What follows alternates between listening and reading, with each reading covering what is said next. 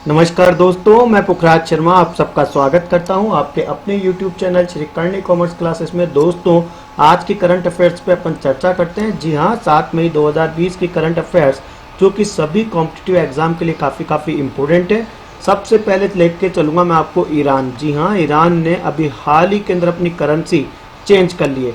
अब ये करेंसी पुरानी कौन सी थी, नई कौन सी, और इसमें कितना डिनोमिनेशन का अंतर आया है, ये सब कुछ अपन चर्चा करेंगे डिटेल के अंदर। लेकिन आपको ही पता होना चाहिए कि इन्फ्लेशन के चक्कर में ईरान ने अभी करेंसी चेंज कर ली है। उसके बाद इराक में नए राष्ट्रपति का इलेक्टेड कर लिया गया है। अब ये नए राष्ट्रपति कौन है, इनके बारे में अपन डिटेल से चर्चा लेंगे। उसके बाद दो बड़े डे, जी हाँ, वर्ल्ड एथलेटिक डे और रेड क्रॉस डे के बारे में चर्चा करेंगे। उसके बाद एक दुखद घटना जो कि आंध्र प्रदेश के विशाखापट्टनम से आई है। जी हाँ, आंध्र प्रदेश के विशाखापट्टनम के अंदर एक औद्योगिक हादसा हो गया जिसमें एलजी पॉलीमर के प्लांट में बड़ी मात्रा में स्टायरिन गैस लीक हुई और उस स्टायरिन गैस के चक्कर में लगभग कह रहे हैं कि 11 लोगों की मौत हो गई और 300 से ज़्यादा लोग अस्पताल में भर्ती है। इस ट्रेजेडी को भी हम पूरा डिटेल से लेंगे कवरेज। उसके बाद दिया मिर्जा जो कि आपको बॉलीवुड की अभिनेत्री नज़र आ रही है, इनको गुडविल एम्बेसडर एक्सटेंड कर दिया गया है यूनाइटेड नेशन एनवायरनमेंट प्रोग्राम के द्वारा। जी हाँ, इनका कार्यकाल बढ़ा दिया गया है। उसके बाद आपको जो मनीषा सिंह नज़र आ रही है, ये मनीषा सिंह जो कि इंडियन अमेरिकन नागरिक है, इनको हाल ही के अंदर OECD के अंदर डोनाल्ड ट्रंप के द्वारा लिया गया है। तो इसको अपन डिटेल से लेंगे और चलते हैं इसकी पहली यानी आज जो कि रेड क्रॉस डे है। जी हाँ, आज 8 मई, जिसे कि पूरे विश्व में रेड क्रॉस डे के नाम से सेलिब्रेट किया जाता है। रेड क्रॉस डे को सेलिब्रेट करती है ICRC को हम committee intervention on red cross के नाम से जानते हैं। हेनरी डुनेट नाम के पहले व्यक्ति ऐसे थे जिन्होंने रेड क्रॉस को सबसे पहले फाउंडेट करा। कई बार ये प्रश्न भी पूछा जाता है कि रेड क्रॉस के फाउंडर कौन थे, हेनरी डुनेट। और इनको international committee of the red cross जिसे ICRC कहते हैं, वो 1863 में बनी और उसका हेडक्वार्टर स्विट्जरलैंड जिनेवा के अंदर रखा गया। ये हेनरी डुनेट पहले व्यक्ति थे जिनको के नोबेल पीस प्राइज रिसेप्शनिस्ट हुआ था रेड क्रॉस को। जी हाँ, नोबेल संस्था के द्वारा रेड क्रॉस को जो पीस सेक्टर में प्राइज दिया गया था उसको रिसीव करने के लिए हेनरी डुनेट ही गए थे। अब यहाँ पे ICRC को जानना जरूरी है, जिसका हेडक्वार्टर जिनेवा स्विट्जरलैंड में स्थित है और जिसके वर्तमान में प्रेसिडेंट पीटर मेयरूर है। और इसके फाउंडर थे हेनरी डुनेट, जिन्होंने इसकी स्थापना 17 फरवरी 1863 के दिन जिनेवा स्विट्जरलैंड में करी। और इसके डायरेक्टर जनरल जो थे वो अभी वर्तमान में वेवास डेकोर्ड है। और इसको पर्पस जो रेड क्रॉस है उसका कार्य जो होता है वो होता है protecting the victim of conflicts. जी हाँ, protect the victim of conflicts, ये पर्पस होता है ICRC का। तो आज रेड क्रॉस डे है, तो आज हमारे जितने भी योद्धा जो कि कोरोना वायरस और कोविड-19 के लिए लड़ रहे हैं उन सबको हमारा बहुत बहुत सैल्यूट और बहुत बहुत बधाई हो रेड क्रॉस डे की। चलते हैं दोस्तों इससे आगे और मैं आपको लेकर चलता हूँ एक दुखद घटना की तरफ। जी हाँ, देश में 36 साल बाद फिर भोपाल जैसी गैस त्रासदी जैसा एक जो है वो बवंडर नजर आया और ये नजर आया विशाखापट्टनम में। आंध्र प्रदेश के विशाखापट्टनम, जिसे हम विजाग के नाम से भी जानते हैं, वहाँ स्टायरिन गैस रिसी और 11 मौतें और 300 से ज़्यादा अस्पतालों में है और 20 वेंटिलेटर पे है। जिसको जैसा दिखा वैसे वो अपनी जान बचाने को भागे और बेसुध होकर सड़क पर गिरते रहे। कहा जाता है कि एलजी पॉलीमर के प्लांट में बड़ी मात्रा में स्टायरिन गैस लीक हुई और इसके असर से लगभग 8 साल के बच्चे सहित 11 लोगों की मौत हो गई और 300 से ज़्यादा लोग अस्पताल में भर्ती है। लोग वेंटिलेटर के ऊपर है और उसके 5 किलोमीटर के दायरे में, जहां प्लांट स्थित है उसके 5 किलोमीटर के दायरे में आने वाले 5 गांवों में हजारों लोगों को आंखों में जलन, सांस लेने में दिक्कत, शरीर पर चकत्ते और उल्टी की शिकायत है।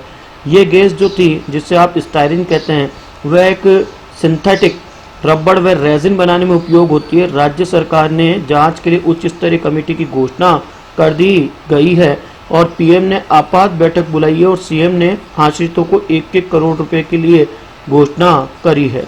तो ये बड़ी चूक जो हुई उससे हादसे के बाद प्लांट का सायरन तक नहीं बचा। आपके लिए बताना चाहता हूँ, विशाखापट्टनम जिसे विजाग के नाम से जानते हैं, विजाग गैस ट्रेजेडी जो हुई वो स्टायरिन गैस लीक की वजह से हुई, जो वेरी वेरी इंपॉर्टेंट है। ये एलजी पॉलीमर प्लांट के अंदर जो है गैस लीक हुई थी और ये जगह थी विशाखापट्टनम आंध्र प्रदेश, जो कि आंध्र प्रदेश की कॉमर्शियल कैपिटल है विशाखापट्टनम।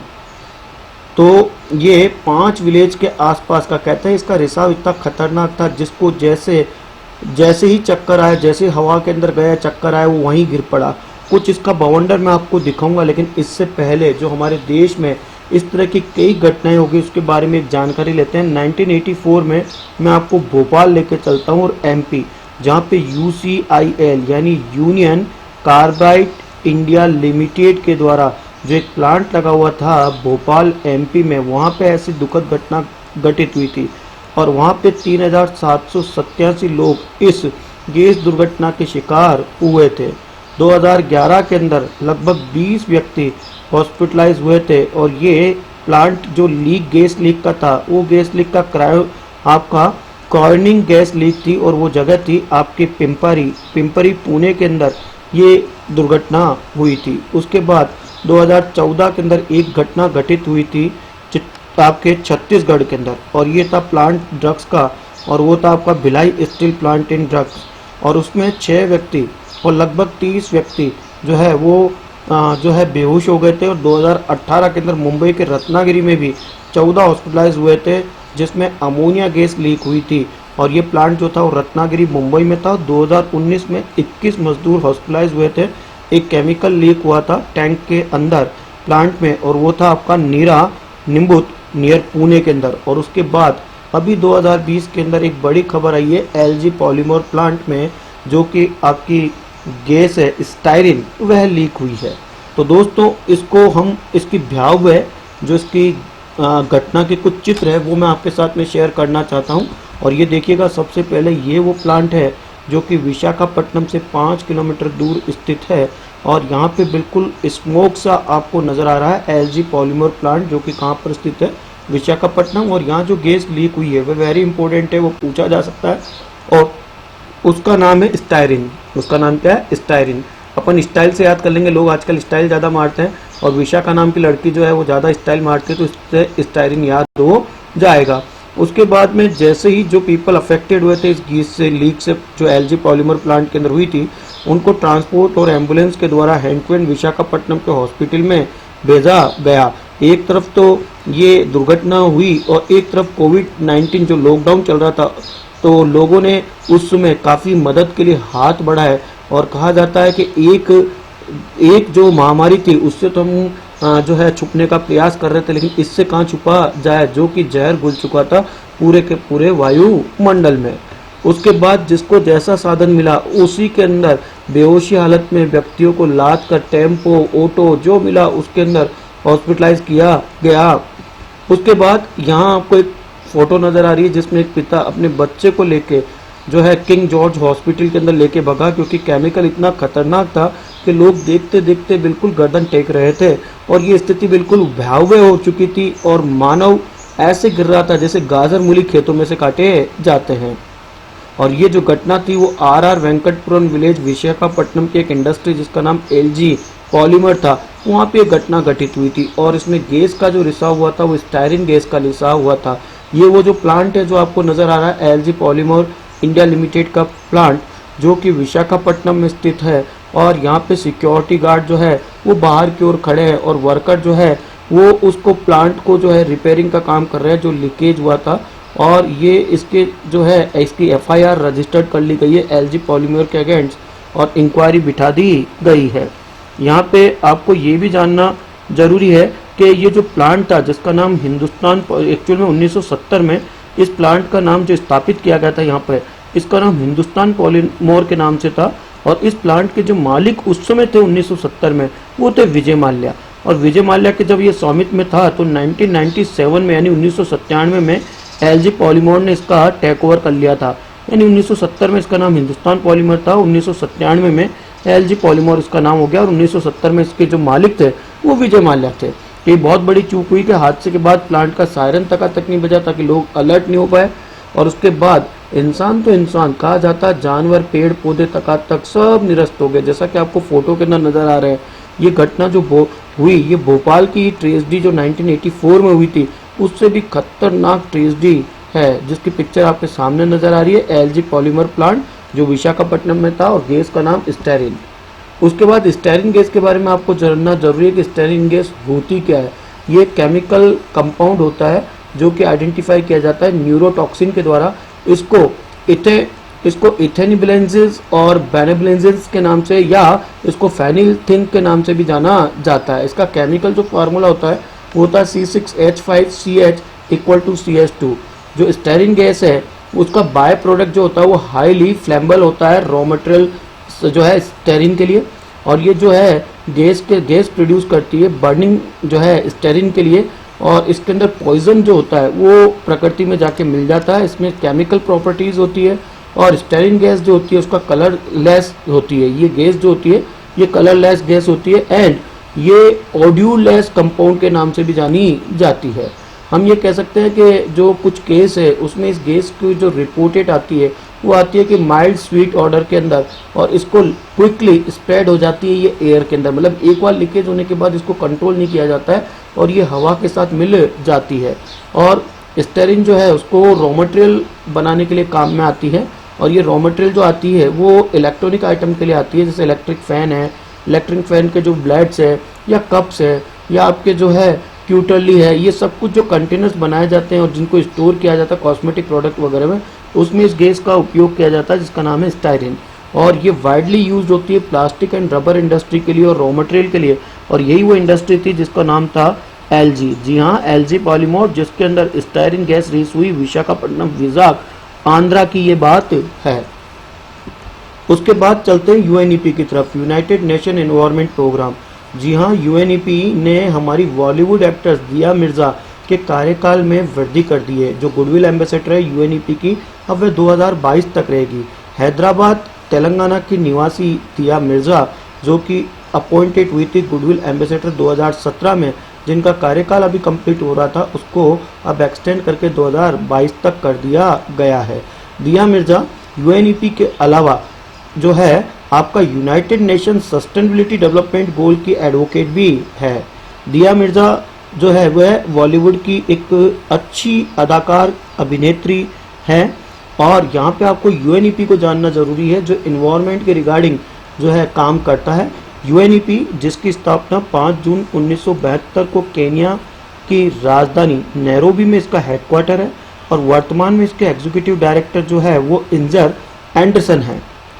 उसके बाद चलते हैं दोस्तों ईरान जो कि काफ़ी समय से इन्फ्लेशन जहां क्रिएट हो रही थी, और जहां पे वहां के जो प्रेसिडेंट है उन्होंने अब एक फैसला लिया है और उन्होंने चेंज कर दिए नेशनल करेंसी को। जो रियाल होती थी अब उसे कन्वर्ट करके तोमान कर दी है। जैसा कि आपको पता है ईरान की राजधानी तेहरान है, अब उसकी नई कैपिटल जो उसकी करेंसी है वो रियाल की जगह तोमान हो जाएगी। रियाल की जगह क्या हो जाएगी? तोमान। हसन रूहानी ने ये फैसला लिया है। ये नेशनल करेंसी जो चेंज करी है रियाल की जगह, जिसका नया नाम तोमान हुआ है, ये इसमें 4 जीरो को जो है वो हटाया गया है। इसका मतलब मैं कह सकता हूँ कि एक तोमान कितने के बराबर है? 10,000 रियाल। यदि आप 10,000 रियाल देते हैं तो एक तोमान होता है। इसका मतलब इन्फ्लेशन इतना ज़्यादा था कि इनको करेंसी नहीं लेके आनी चाहिए, और जो स्मॉल डिनोमिनेशन की करेंसी थी उसको लार्ज डिनोमिनेशन की करेंसी में चेंजेस करना था।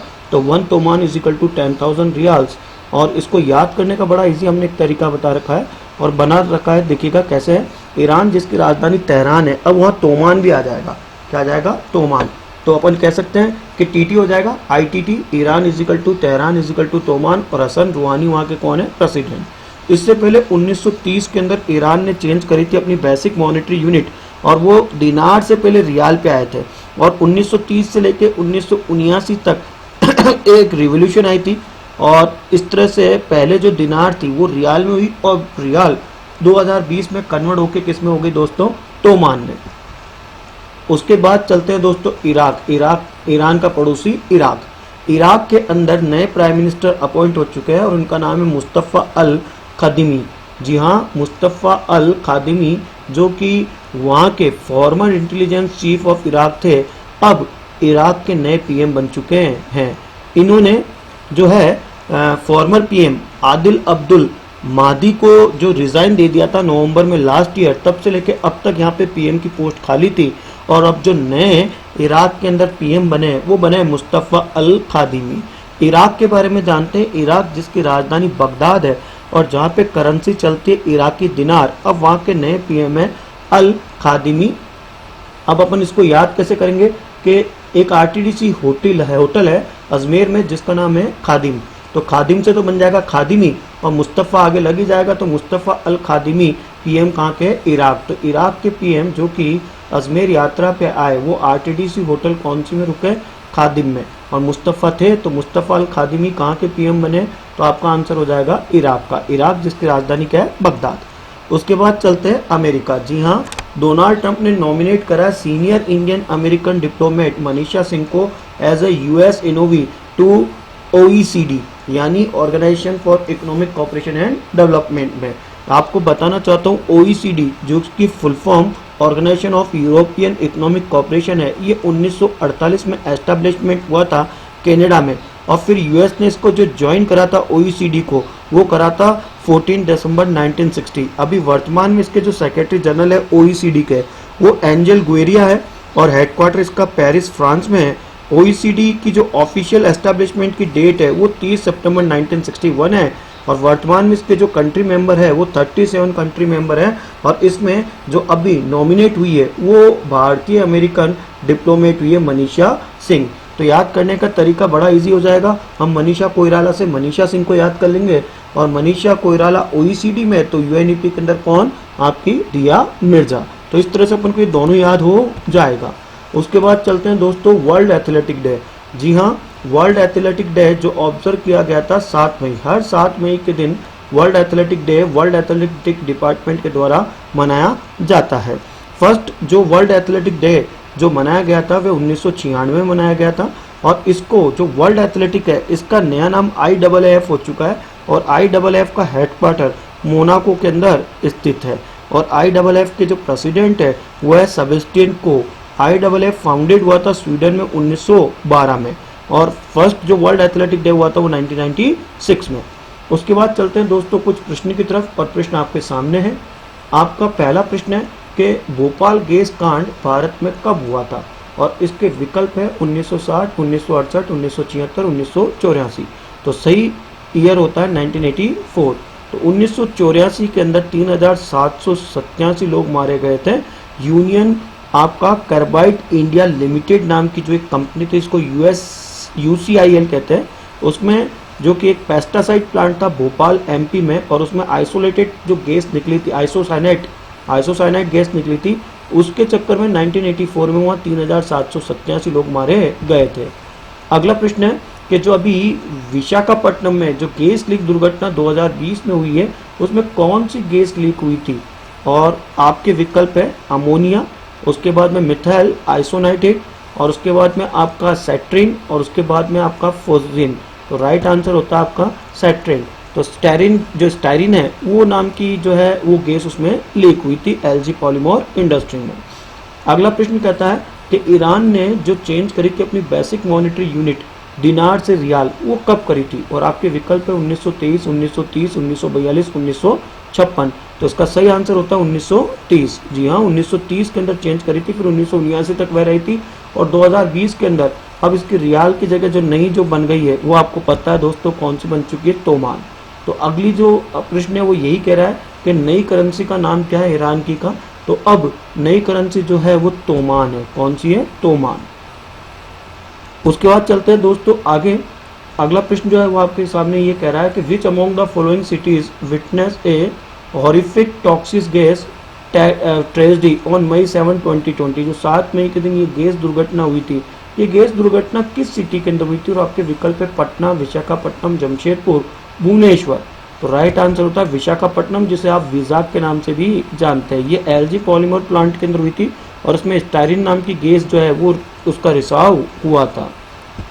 उसके बाद अगला प्रश्न है वर्ल्ड एथलेटिक जो डे है जिसको world athletic was formally called, यानी वर्ल्ड एथलेटिक को पहले किस नाम से जाना जाता था, तो आपके विकल्प है वर्ल्ड स्पोर्ट्स फेडरेशन, ISF यानी इंटरनेशनल स्पोर्ट्स फेडरेशन, UAEF है और IAAF, तो इसका राइट आंसर होता है दोस्तों IAAF।